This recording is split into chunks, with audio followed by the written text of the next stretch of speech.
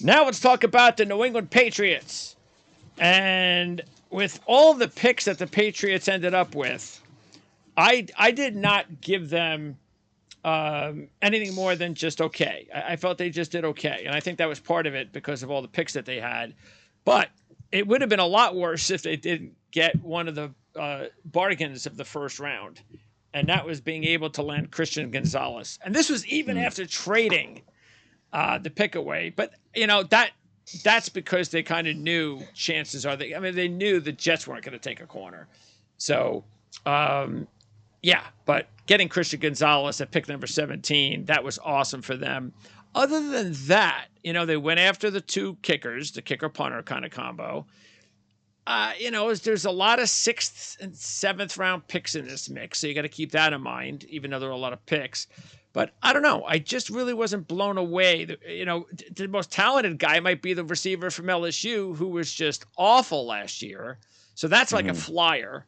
Let's just see if there's something about this kid that we can maximize that talent that he has, that he just wasn't able to, maybe there was something that, besides the kid being born that just distracted him. Right. But yeah, I think it's Christian Gonzalez, but at least they've got the guy. They've got their face of the draft.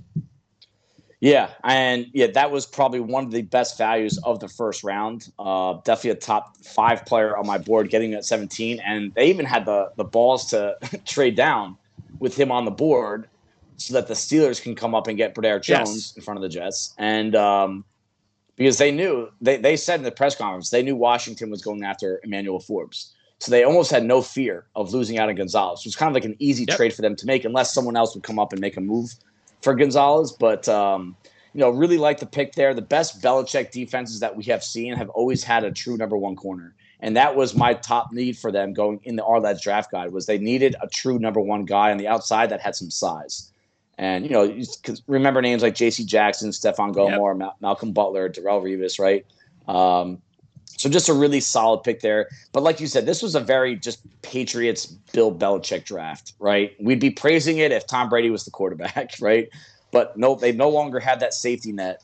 And, it's one thing that's interesting to me, I'm just speculating here, is this team knows they can't score with the rest of the division. They just can't. So they use their first 3 picks on the defensive side to try and be the team in the division that has a real defense. That's the only team. I mean, and I think the Jets, I'm still taking the Jets defense over the Patriots, but I think that's where they're trying to lean towards right now is, can we have the best defense in this division while we try to figure out what our move at quarterback is going to be for the long-term future? So that's where I think the theme, the ethos of this draft came from. And then, drafting 3 offensive linemen out of their first 4 picks starting on day 3. Again, such a Belichick move, guys that, are good, not great, but I'm sure they're going to be. Who's got the biggest upside? I'm a big fan of Andrews. Okay. I like the more I watched him, the more I liked, and the more secure. I think he's going to kind of take over that center role next year. This might be David Andrews' last year in that team, so he did play some guard, so it gives him some versatility. He did play some tackle, so I think that they can. He gives them a few options. They did talk about in the press conference that they could have went tackle instead of corner in round 1. So that this offensive line was on the radar. And, they had a shot at Bradare Jones. They decided for the trade down. I'm trying to think of who else they could have taken. I mean, maybe they had a high grade on Anton Harrison as well.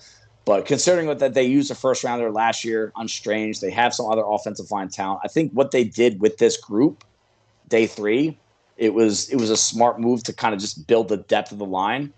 But I walk away from this draft saying, is this team better? I don't know for the 2023 season. I just don't see it.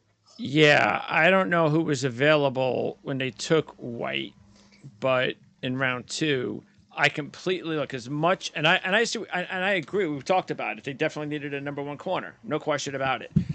But they did not, and you talked about it, they did not, unless they get lucky with Butte, which we talked about it. There's nothing again on that passing game, or they did nobody. They added no one at running back, and I'm not surprised because we said that before the draft because they added Strong and Harris last year, so those guys were going to move up the depth chart. But man, no tight end. no receiver that is going to make a difference, you would think. And I don't know. This is not about this year. It just can't be. Right. There's too much talent in the AFC, including in the division, for you to be serious with yourself and look at your offense and think that they're going to be able to match up. Yeah. So, I think that Keion White and Marte Mapu, the kid from Sacramento State, they're Belichick type defenders, just versatile. But again, you can't expect huge dividends from these guys year one. You just can't. They're both of them are, in my opinion, are viewed as kind of project type players that maybe you're going to develop them for a year or two and then see what you have. And the upside's there. They're both great athletes and play, positions that Belichick has had a lot of success with in the past. But the offensive line is about building depth for the long-term future. And that's okay. Yeah. Boutie's a guy to me that, thrived under the kind of wild, wild west environment at LSU. And the second they go to a new coaching system there, it was too structured for him. And he's going to the most structured team in the NFL. I mean, I'm sure they did enough background checking on him in interviews, but in the 6th round, it's a great swing for the fence. You get the feeling that he's either going to be along with the first cuts, or you know what, maybe we got something here.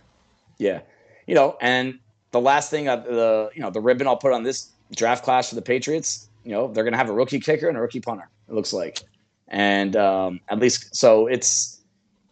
Again, it just seems like it's an outside the box type draft that surface level, don't think it's going to work out, but it's outside the box at least. Well, what did you think about not just drafting a kicker, but drafting him in the 4th round, this specific kicker? Right. Again, it's just outside the boxes. I mean, I didn't really have a huge gap between the top 3 or 4 kickers. They said that he was their top rated player at the position. They traded up for him. They didn't just use a 4th round. They traded up for him. So, kicks in, he has experience in bad weather. That's always important to me when you're evaluating a kicker that you're going to actually use a draft pick on, especially when you're playing in New England. But again, it's just like that's the theme I keep coming back to. It's outside the box, and no other team is drafting like this. So it's going to be a home run or a strikeout. Before we move on, was there a player either at the end of the draft or in free agency that you look at as a guy to watch? I mean, their roster was so big that they didn't really add that much talent in the undrafted free agency. I think it was just a couple guys. But in terms of the last pick, I do like Amir Speed, cornerback, transfer from Georgia to Michigan State. Triangle numbers are all there. And so it gives them another size body that they did need. And, they have impressive defensive backs at corner, but they're just all small. So I think that they wanted to add some size. They got that with the Gonzalez, and I think Speed can make this roster from that regard as well.